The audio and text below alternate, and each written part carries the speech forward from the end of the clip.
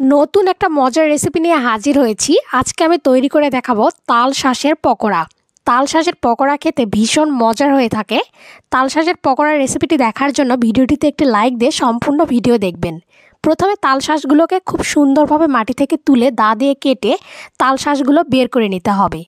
এবার তাল শাঁসগুলো হালকা করে হাত দিয়ে ছোট ছোট করে ভেঙে ভেঙে দিতে হবে। এতে করে এটা যখন বেসন বা ময়দা চালের গুঁড়ার সাথে মাখা হবে তখন এটা খুব সুন্দরভাবে মিক্সড হয়ে যাবে।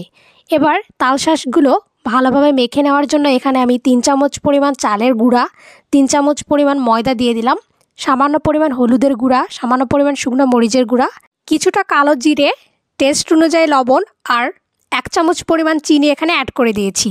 এবার এখানে খুব সামান্য পরিমাণ জল দিয়ে খুব ভালোভাবে মাখিয়ে নিতে হবে।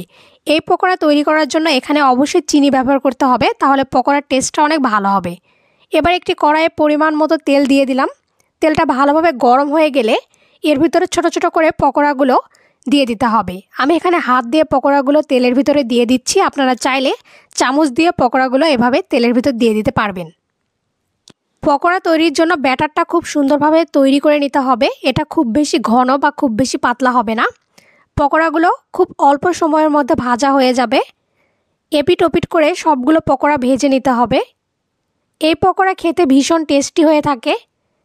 তাল শাঁস খেতে ভীষণ মজার হয়, মিষ্টি মিষ্টি হয়ে থাকে, এজন্য এই পকোড়া খেতেও ভারী মজার হয়ে থাকে।